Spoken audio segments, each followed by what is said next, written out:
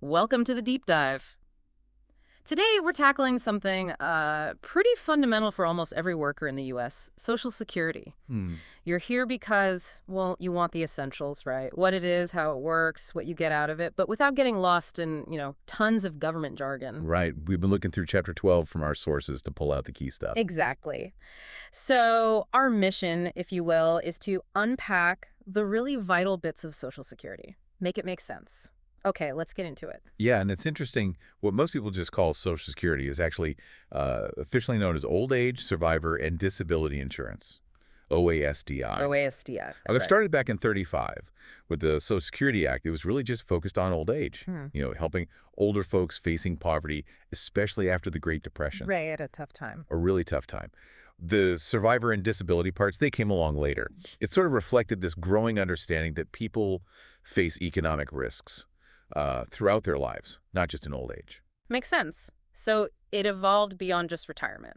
Now, how is all this paid for? It's not like there's just a big pot of money sitting somewhere, is it? No, not exactly. The main funding engine is the Federal Insurance Contributions Act, taxes, FICA.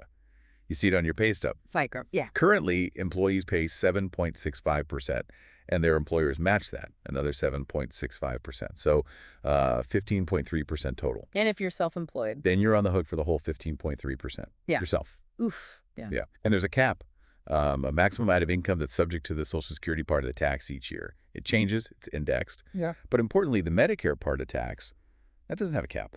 Interesting distinction. So a decent chunk of our paychecks feeds into this system, and the idea is it's a base, yeah, not your entire retirement plan. Exactly. That's Yeah. a super common misconception.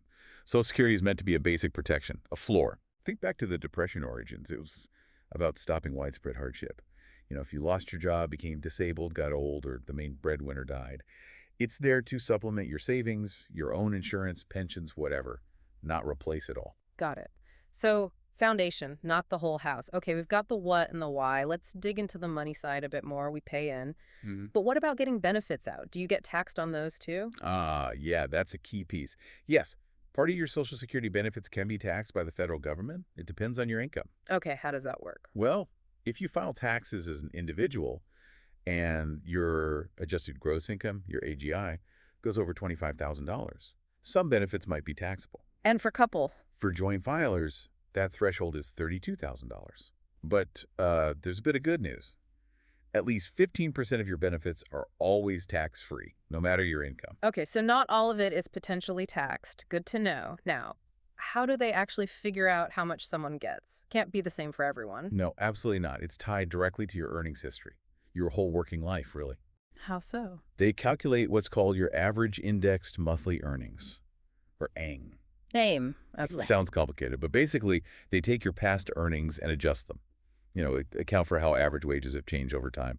Brings old earnings up to sort of today's dollars. Right, indexing. Makes sense. Then, from that AIM, they calculate your primary insurance amount, PIA. PIA, that's the key number. That's your baseline benefit amount. It's what you'd get if you retired exactly at your normal or full retirement age. No reduction for starting early, no bonus for waiting. And how do they get from AIM to PIA? Is it just a percentage? It's a formula, actually. They apply different percentages to different chunks of your AIM. These are sometimes called bend points. It's weighted, so the formula gives more replacement income proportionally to lower earners. Interesting. Okay, AIM, indexing, bend points, PIA. Got the basics. Now, who's actually covered by Social Security? Is it literally every worker? It's designed to be super broad. Pretty much all employed and self-employed people in the U.S. are covered. Pretty much. So there are exceptions. Yeah, a few. Like some federal employees hired way back. Before 1984, they might be under a different system. And about a quarter of state and local government workers have their own pensions and opted out of Social Security. Okay. Railroad workers, too, they have their own railroad retirement system. But generally, if you see FICA taxes coming out of your paycheck, you're covered. Right. But, and this is really important, being covered doesn't automatically mean you're eligible for every benefit. Okay. That's a crucial difference. Coverage versus eligibility. Exactly. Each benefit type, retirement, disability, survivor, has its own specific rules you have to meet. So what makes you eligible then? Our notes mentioned insured status. Is that the key? That's absolutely the key. Insured status is how Social Security decides who qualifies. There are two main kinds. fully insured and currently insured. Okay. For most benefits, especially retirement, you need to be fully insured. All right, break that down. What's the difference? Fully versus currently insured. Okay, so fully insured status. You get that by earning 40 quarters of coverage. Quarters, like 3 months? Sort of. You can earn up to 4 quarters in a year based on hitting a certain earnings amount each quarter. So 40 quarters generally means about 10 years of work where you paid those FICA taxes. 10 years. Got it. Being fully insured makes you eligible for retirement benefits when you reach the right age. And if you pass away, it means your family might qualify for survivor benefits. Okay. What about disability? For disability, you need to be fully insured and meet Social Security's very strict definition of disability. Plus, there are rules about how recently you worked. Right. That strict definition we'll get to. So what about currently insured? Sounds less. It is less comprehensive, yeah. To be currently insured, you need fewer quarters, but they have to be recent. Specifically, at least 6 quarters earned in the 13-quarter period right before you die or become disabled. 6 quarters in the last 3 years or so. Basically, yes. And the big difference, currently insured status only potentially qualifies survivors for certain benefits. It does not get you retirement or disability benefits. Ah, okay. Big difference. Only survivor benefits. Right. There's a special rule for younger workers, too. Under 24, you might only need 6 credits in the last 3 years before death for currently insured status. The rules for currently insured and disability get a bit more complex depending on your age. But the main thing to remember, like the notes say, for the widest range of benefits, especially retirement, you need to hit that fully insured status, 40 quarters. 40 quarters, 10 years paying in. That's the big milestone. Okay, let's shift gears to the benefits themselves. We've got death survivors, disability, retirement, and Medicare. Starting with death benefits. What happens when someone covered passes away? Social Security offers a couple of things. First, there's a small one-time payment called the lump sum death benefit, $255. $255, that's it.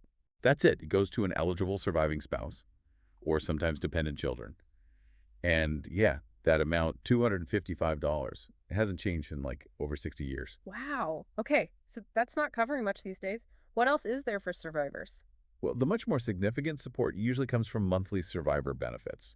These are for the family of workers who were either fully or currently insured when they died. Okay, monthly income. How much? It's often based on the deceased worker's PIA, the primary insurance amount we talked about, what they would have received or were receiving. And who can get these monthly benefits? Several groups. A surviving spouse aged 60 or older. Yeah.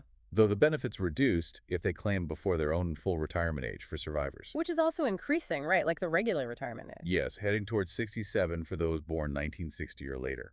Also, a surviving spouse of any age, if they're caring for the deceased child who is under 16 or disabled. Okay. So caring for young kids matters. Definitely. Also, unmarried children under 18 or under 19 if still in high school, and children of any age if they were disabled before 22 and stay disabled. What about parents? Even dependent parents, yeah. Yeah. If they're 62 or older, and the deceased worker who had to be fully insured provided at least half their support, they can potentially get benefits too. That's quite a few potential people. Now, these notes mention a blackout period. That sounds ominous. It can be a really tough time financially for a surviving spouse. The blackout period is essentially a gap. A gap in. A gap in when the surviving spouse can receive benefits based on their age. It starts when the youngest child turns 16, so the spouse's caring for a child benefit stops, or right away if there are no eligible children. And it ends. It ends when the surviving spouse turns 60 and becomes eligible for their own survivor benefits, though reduced. So there could be years in between with no spousal benefit. Ouch. So the kids might still get benefits until 18, but the spouse is potentially left without support during that time. Exactly. The kids' benefits continue, but the spouse has that gap until they hit age 60. It's definitely something people need to be aware of for planning. Yeah, absolutely. Is there a limit on how much a whole family can get? Yes, there is. It's called the maximum family benefit. Just like the PIA sets an individual's amount, there's a cap on the total monthly amount that can be paid out to all family members based on one worker's record. So if there are many eligible survivors, their individual amounts might get reduced a bit? Correct. They basically prorate the benefits downwards so the total doesn't exceed that family maximum. Okay, that paints a clearer picture of survivor benefits. Let's move to disability. Who qualifies and what does it involve? Right. Disability benefits. These are only for workers who are fully insured and meet Social Security's definition of disability, which is, frankly, very strict. How strict? You have to be unable to do any substantial gainful activity, SGA, because of a medically determinable physical or mental impairment. Any kind of work, not just your old job. Exactly. Any occupation that exists in the national economy, considering your age, education, and work experience. It's not about whether you can get hired, but whether you could theoretically do the work. That sounds incredibly tough to prove. It often is. And the impairment must be expected to last at least 12 continuous months or result in death. There's also a waiting period. A waiting period. Yet, typically 5 full calendar months after the disability starts. Benefits usually begin with the 6th month. So no payments for the first 5 months. And they don't cover short-term or partial disability. No, it's strictly for total long-term disability. If you were approved, you get monthly payments, and sometimes your spouse and children can get benefits based on your record too. And as we touched on, there are some age-related rules for currently insured status regarding disability too. Okay. A high bar, a waiting period, but crucial support if you meet the criteria. Let's turn to the one people think of most. Retirement benefits. When can you start getting those? Okay, retirement. This provides monthly income for fully insured workers who've reached retirement age, and potentially for their spouses and dependents too. What's the earliest you can claim? You can start taking benefits as early as age 62. But But if you claim before your full retirement age, your benefit amount is permanently reduced. permanently, okay. And what is full retirement age now? It's not 65 anymore for everyone, right? Correct. It's been gradually increasing. Mhm. For anyone born in 1960 or later, full retirement age, or FRA, is 67. So if my FRA is 67 and I claim at 62, how much is the reduction? The notes mentioned maybe 80%? Actually, the reduction is steeper now with FRA at 67. Claiming at 62 when your FRA is 67 results in about a 30% reduction, so you'd get around 70% of your PIA, not 80%. That 80% figure might apply if FRA was 65. Ah, okay, 70%. That's a significant cut. So claiming at FRA gets you 100% of your PIA. Exactly. And if you wait past your FRA, you actually get an increase. Oh, how does that work? For every month you delay claiming benefits past your FRA, up until age 70, your benefit amount increases by a certain percentage. These are called delayed retirement credits. So waiting until 70 gives you the maximum possible benefit. Interesting trade-off. Claim early, get less for longer. Wait, get more later. And you have to actually apply, right? It doesn't just start automatically. Absolutely. You need to actively file an application with Social Security. It doesn't just kick in when you hit a certain age. Good reminder. What about working while receiving retirement benefits? Can you do that? You can, but there might be consequences if you haven't reached your full retirement age yet. It's called the Retirement Earnings Test. Okay, how does that test work? If you're under your FRA for the whole year, there's an annual earnings limit. For 2024, for every $2 you earn above that limit, they withhold $1 in benefits. Wow, okay. $1 for every 2 over the limit. Hmm. Yeah. The rules are a bit different in the year you actually reach your FRA. The limit is much higher, and they only count earnings before the month you hit FRA.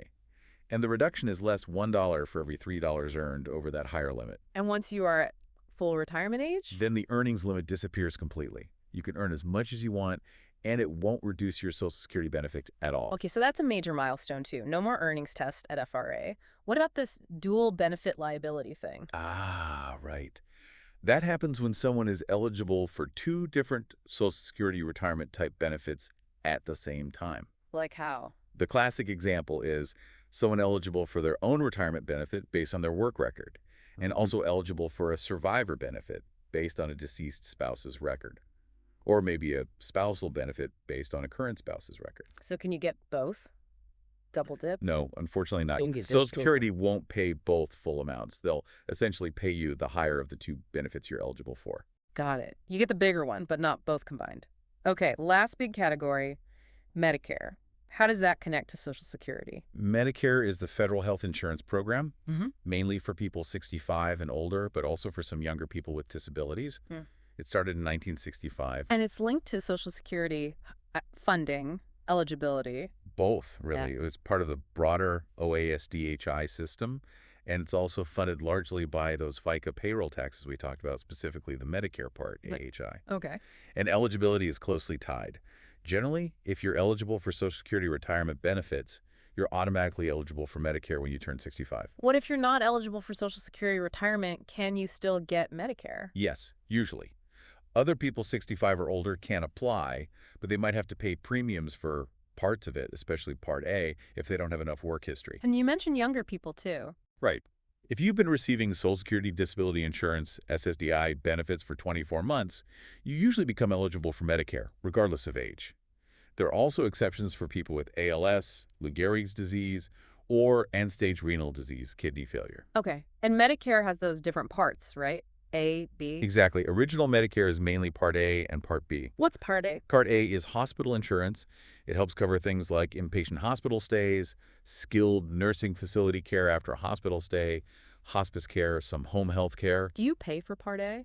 Most people don't pay a monthly premium for Part A if they or their spouse paid Medicare taxes while working for long enough, usually that same 40 quarters we talked about, for being fully insured for Social Security. Okay, so Part A is often premium-free if you have the work history. What about Part B? Part B is medical insurance. This covers doctor services, outpatient care, medical supplies, durable medical equipment like wheelchairs, preventive services, lots of outpatient stuff. And Part B has a premium. Yes, most people pay a monthly premium for Part B.